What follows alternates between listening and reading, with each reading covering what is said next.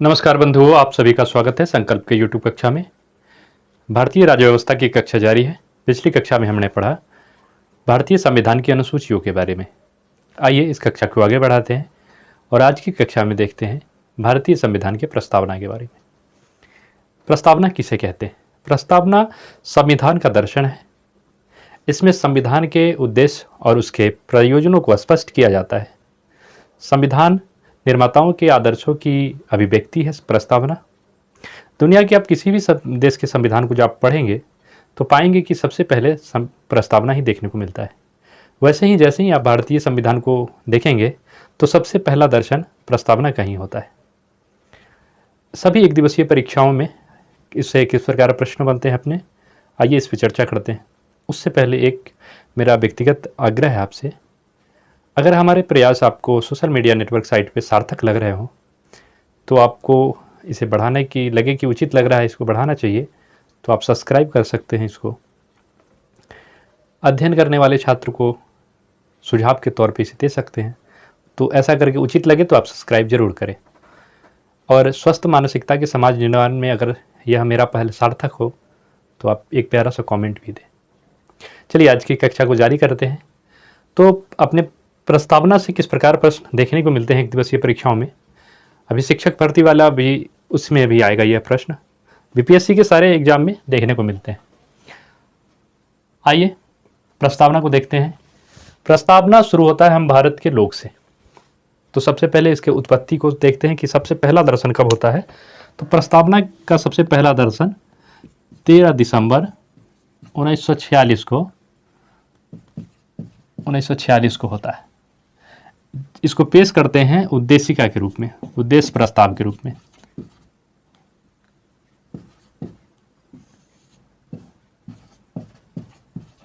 उद्देश्य प्रस्ताव आप उद्देशिका या उद्देश्य प्रस्ताव के रूप में इसे देखते हैं। यह 41 दिनों तक लंबित रहता है। 41 दिनों के बाद क्या होता है, यह प्रस्ताव पारित होता है कब? 22 जनवरी 1947 को। इसे मान्यता मिलती है संविधान में 17 अक्टूबर 1949 को और यह लागू होता है भारत में संविधान लागू होने के साथ 26 नवंबर 1949 को। आपको पता होगा कि संविधान के 16 अनुच्छेद, सबसे एक ही अनुच्छेद प्रभावी होना था, उस अनुच्छेद में 15 अनुच्छेद थे। तो आर्टिकल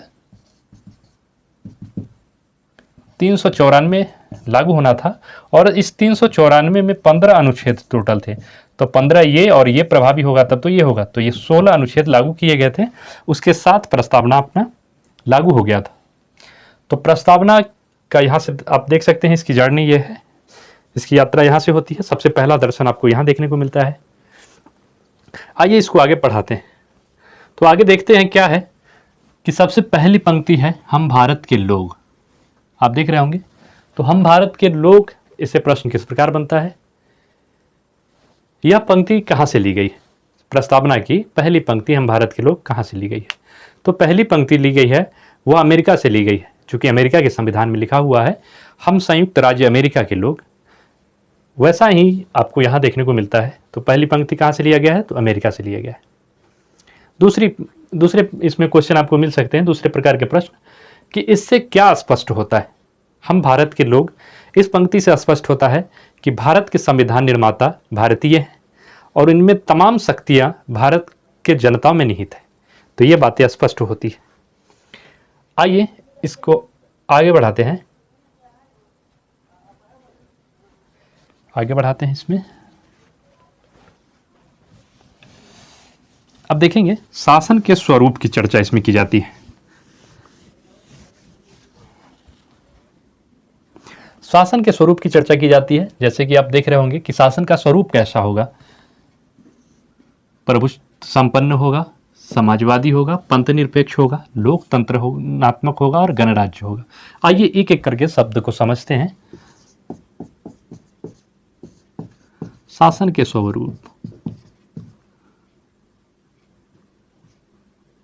स्वरूप की चर्चा की जाती है। शासन के स्वरूप की चर्चा की जाती है।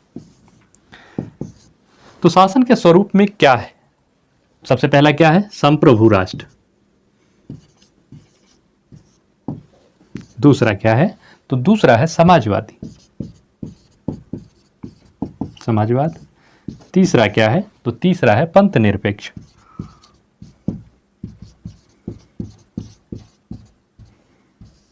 और चौथा क्या है? लोकतंत्र। पांचवा क्या है? गणराज्य। आइए इन शब्द को एक एक करके देखते हैं और इससे किस प्रकार के प्रश्न बनते हैं। मूल संविधान में इसमें 3 ही शब्द थे, संप्रभु, लोकतंत्र और गणराज्य, ये 3 शब्द थे। लेकिन 42वें संविधान संशोधन वर्ष 1976 द्वारा इसमें 2 शब्द जोड़े गए, समाजवाद और पंथ निरपेक्ष। अब यह कुल 5 शब्द है शासन के स्वरूप का। इसका क्रम याद रखिएगा, कभी कभी क्रम से ही प्रश्न पूछता है। संप्रभु का अर्थ होता है वैसा राष्ट्र जो आंतरिक और बाह्य निर्णय लेने के लिए स्वतंत्र हो, किसी देश का दबाव नहीं हो, उसे संप्रभु राष्ट्र कहा जाता है। उदाहरण के रूप में आप देख सकते हैं, भारत में लॉकडाउन कब लगाना था कोरोना में, यह भारत खुद निर्णय लेती है, भारत सरकार। भारत किससे तेल परचेज करेगी, किससे रक्षा डील करेगी, यह भारत स्वयं निर्णय लेता है। तो संप्रभु का अर्थ होता है यह। दूसरा है समाजवाद। समाजवाद का अर्थ होता है उत्पादन एवं वितरण के साधनों पर सार्वजनिक स्वामित्व। अर्थात सरकार की आप हॉस्पिटल देख सकते हैं, शिक्षा की सरकारी स्कूल देख सकते हैं, इन सभी पर क्या था कि उत्पादन से लेके जो भी अपने वितरण के सामान थे सभी पर सरकार का स्वामित्व हुआ करता था। लेकिन वर्ष 1991 में यह देखा गया कि सरकार की सहभागिता के साथ निजी क्षेत्र के सह अस्तित्व को भी स्वीकारना अनिवार्य है। इससे देश की उन्नति दुगुनी हो जाएगी और गति प्रदान की जा सकती है। तो राव मनमोहन मॉडल 1991 में यह प्रस्ताव रखा गया कि देश के विकास के लिए निजी सह अस्तित्व को स्वीकारा जाए, और ऐसा ही हुआ। और इसके बाद निजी कंपनियां आप देख सकते हैं कि शिक्षा के क्षेत्र में, हॉस्पिटल के क्षेत्र में, सभी क्षेत्र में अब निजी कंपनियां सहभागी बन रहे हैं। एक प्रश्न इस यहां से बनता है कि वर्तमान में समाजवाद अप्रासंगिक क्यों होता जा रहा है। तो सरकार जब भी निजीकरण करती है तो ऐसे में सरकार का जनता के प्रति दायित्व कम जाता है, इसलिए समाजवाद अप्रासंगिक होता चला जा रहा है। अगला पंथ निरपेक्ष। पंथ निरपेक्ष का मतलब होता है कि सभी धर्मों का समान सहयोग और सरकार की तरफ से सम्मान भाव। पंथ निरपेक्ष शब्द मूल संविधान में नहीं था, बाद में इसे जोड़ा गया और यह अब मूल ढांचे के रूप में माना जाता है। प्रस्तावना में एक बार अभी तक संशोधन हुआ था 1976 में, जो लागू हुआ 3 जनवरी 1977 को। इस प्रस्ताव के बाद एक विवाद आया, क्या प्रस्तावना में संशोधन किए जा सकते हैं और संशोधन करने के बाद क्या हटाया जोड़ा जा सकता है। तो सुप्रीम कोर्ट के 2 आपको वाद याद रखने हैं। एक है केशवानंद भारती बनाम केरल राज्य 1973 के, उसमें यह दिया गया कि मूल ढांचे से छेड़छाड़ नहीं कर सकती है, बाकी प्रस्तावना से या संविधान के किसी भी अनुच्छेद में संशोधन कर सकती है सरकार। तो ऐसा किया गया, लेकिन मूल ढांचे को स्पष्ट नहीं कर पाई। सुप्रीम कोर्ट ने कहा कि हम समय समय पर मूल ढांचा क्या है इसकी व्याख्या करते रहेंगे। वर्ष 1994 में एसआर बोम्बईवाद में यह स्पष्ट किया गया कि पंथ निरपेक्ष, 1994 में यह निर्धारित कर दिया गया कि पंथ निरपेक्ष जो है भारत के संविधान का या प्रस्तावना में मूल ढांचा के रूप में माना जाएगा। तो अब इसे हटाया नहीं जा सकता है। अगला है लोकतंत्र। लोकतंत्र का अर्थ होता है जनता के माध्यम से जनता के लिए एक शासन की व्यवस्था करना। तो भारत में आप देख रहे होंगे चुनाव की प्रक्रियाओं द्वारा विभिन्न पदों पर नेताजी अपने प्रतिनिधि को चुनते हैं। जैसे आप चुनते हैं विधायक को और विधायक की प्रतिनिधि मंडल चुनती है सीएम को। तो ऐसा ही करके कहीं ना कहीं जनता शासन में सीधा ना सीधा उसमें प्रत्यक्ष अप्रत्यक्ष रूप से सहभागी बनती है। तो इसे लोकतंत्र कहा जाता है। गणराज्य।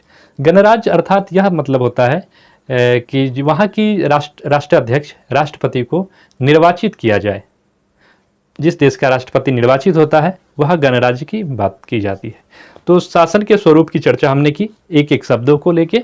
आइए आगे बढ़ते हैं, आगे देखते हैं क्या है। उसके समस्त नागरिकों को सामाजिक, आर्थिक और राजनीतिक न्याय, अच्छा न्याय मतलब नागरिकों के देने वाले न्याय की बात की जा रही है यहाँ पे, नागरिकों को न्याय दी जाएगी। तो नागरिकों के न्याय की, तो न्याय की बात की जा रही है। न्याय कितने प्रकार के मिलेंगे? सामाजिक, दूसरा है आर्थिक, इनका क्रम याद रखिएगा, तीसरा है राजनीतिक।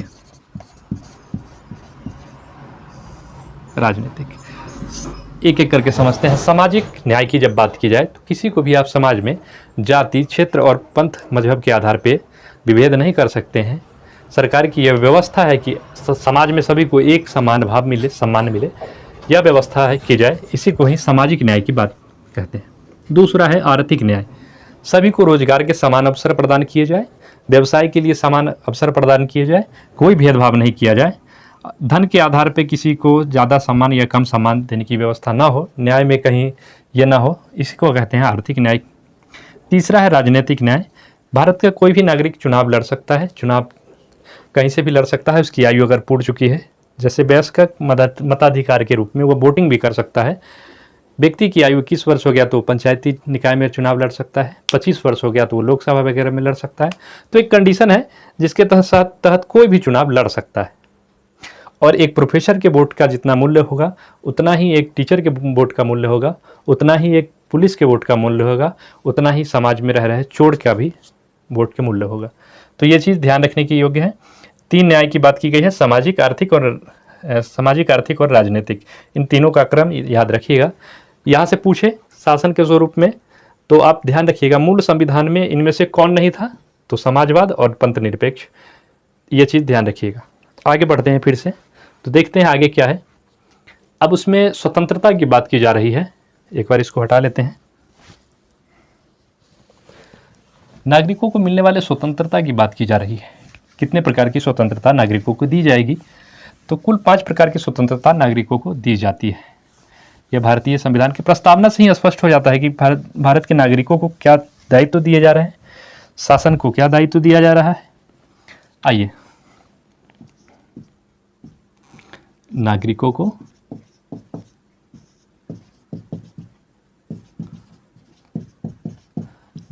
की स्वतंत्रता की बात की जा रही है। देखिए क्या क्या स्वतंत्रता दी जा रही है, तो यहां से आप देख लीजिएगा। सबसे पहले उसे विचार की स्वतंत्रता दी जाती है। सबसे पहले आप विचार, क्या आप अपने विचार प्रकट कर सकते हैं, इस बात की स्वतंत्रता कौन देता है? तो भारतीय संविधान में। विचार क्या आप कहाँ भी देख सकते हैं? तो अनुच्छेद 19 के 1 के ए में आप देख सकते हैं, यहाँ भी विचार के स्वतंत्रता की बात की जा रही है। दूसरा, अभिव्यक्ति की,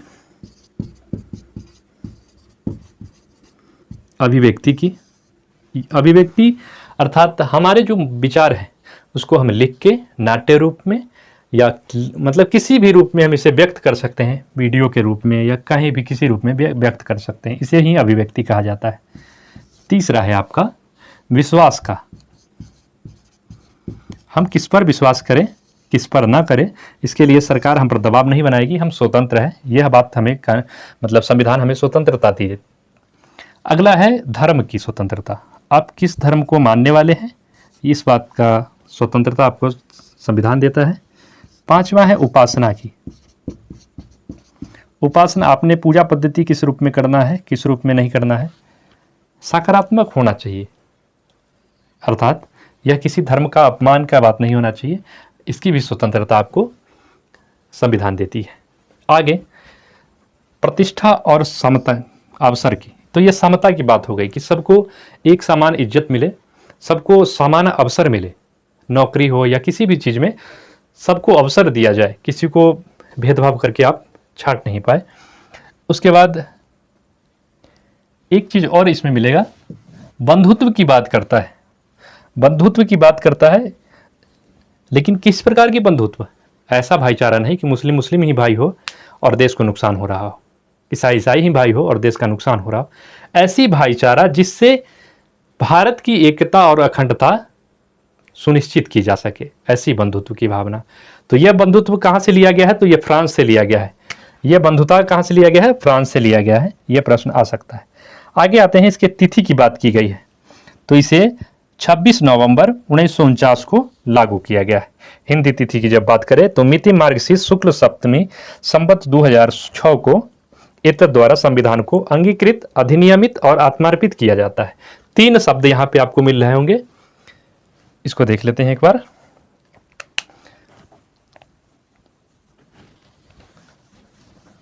इन तीनों शब्द का अर्थ क्या होता है?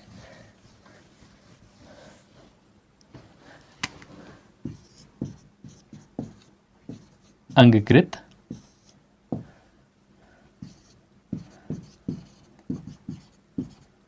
अधिनियमित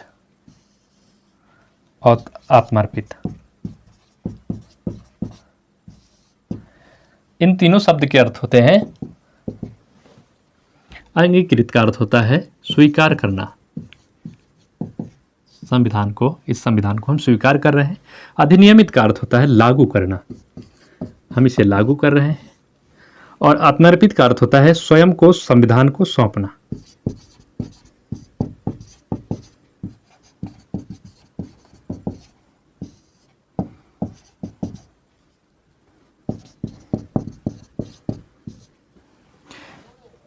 तो ये चीजें हो गई स्पष्ट। आज की कक्षा में इतना ही, मिलते हैं अगली कक्षा में पुनः। विषय आपको ठीक ठीक समझने के लिए मोबाइल को हॉरिजॉन्टल मोड में रख के ईयरफोन लगा के सुनना चाहिए। आपको अगर कहीं नहीं भी दिख रहा है, हमारे शब्दों को आप ध्यानपूर्वक जब सुनेंगे चीज़ें स्पष्ट हो जाएगी। वीडियो अगर अच्छा लगा हो तो आप एक कमेंट छोड़ सकते हैं और हमारे चैनल को उत्साहित करने के लिए सब्सक्राइब कर सकते हैं। यहाँ तक देखने के लिए आपका धन्यवाद। नमस्कार।